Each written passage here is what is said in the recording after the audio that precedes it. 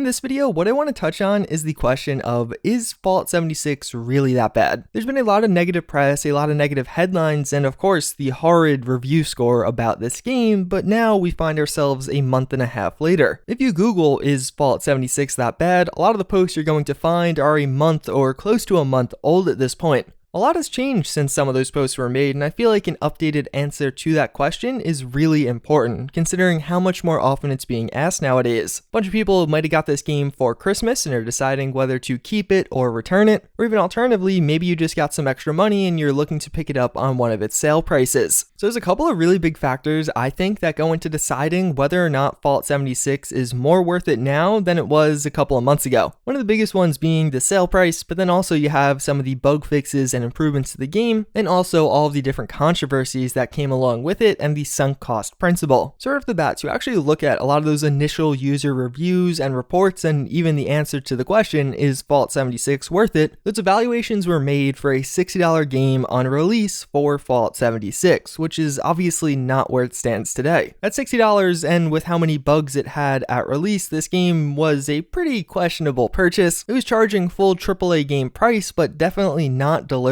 full AAA game quality. Fortunately, today things have changed. It's like Bethesda has moved the goalposts for their own question in the positive. I don't have the explicit numbers on this, but if you actually look at some of the various retailers out there, Fallout 76 has been on sale a lot. And I wouldn't be surprised if, since its initial release on November 14th, if over half of that time the game has spent at some sort of discount. You could pretty much always find it for $20 off. Even beyond that, a lot of times you could find it for $30 off. One of the best places to find it at that price is actually at retailers who bought too many physical copies of the game and are now trying to liquidate it. And if you're game for going to some of those more sketchy or questionable websites, you could find it even more heavily discounted. Even some of the special editions you could find pretty heavily discounted. And it's gotten to the point where, even though technically some of these sales are set to expire, I don't even think it's fair to call this a $60 game anymore. It's been on sale for so long and at so many different places that it seems like the average retail price is definitely below $60 at this point. Most commonly, I'm seeing it at $30 to $40 from official retailers. But building off of that, we also have what is effectively a month and a half of updates from Bethesda. If you're paying attention to these early on, you'll see these updates started off really slow. Some of the initial ones didn't fix nearly enough bugs, and even today there are a lot of bugs that remain unfixed from the beta. Although with that being said, there have been significant improvements to the game, and it certainly isn't in that super buggy state that you found it in just a month and a half ago. The two past updates were some of the best, the oldest of the two actually bringing in just a ton of bug fixes, while the latter fixed some of the biggest and most pressing issues with the game. Although with that being said, it's not a bug-free experience, or even close to it. From time to time, you still will experience server disconnects, and as I mentioned before, some of the bugs that were present in the beta are still in the game, which to me is just totally ridiculous. But in my experience at least, and I think a lot of others reading some user reports, it's gone from crippling and making the game totally unfun to now almost just being funny. A lot of the bugs I see don't break the game, but they rather are just like, wow, is that really still a thing? But also with a lot of these updates, we got some of those quality of life features, especially on PC. Somehow Bethesda thought it'd be okay to release a $60 game on PC without push-to-talk or a field of view slider. Fortunately, they have rectified that now, and we do have a lot of those features that should have been there from the beginning. But another pretty big component to keep in mind here is that a lot of the controversies you probably heard around Fallout 76 didn't actually have anything to do with the gameplay itself. Like if you look at some of the biggest ones like Badgate, or Bethesda actually leaking people's data following Badgate, or even the most recent one with the Nuka Dark Rum, they may lower your stock in Bethesda, but Fallout 76 remains largely unaffected by all of those. So if you are the type of person that sees stuff like that and you're like, alright, I don't want to support that company, maybe make a pass on Fallout 76. But if you honestly don't care, then none of that really affected how you're going to play the game. There were a lot of bad headlines, and some of them did pertain to the game itself, but a lot of them didn't. And once you actually get in-game, there definitely is a lot of content here. It's always been that way. On release, a lot of that content was clouded by bugs or otherwise broken features, but since then, fortunately, much of it has been fixed or at least improved on. The exploration of Fallout 76 is some of the most fun.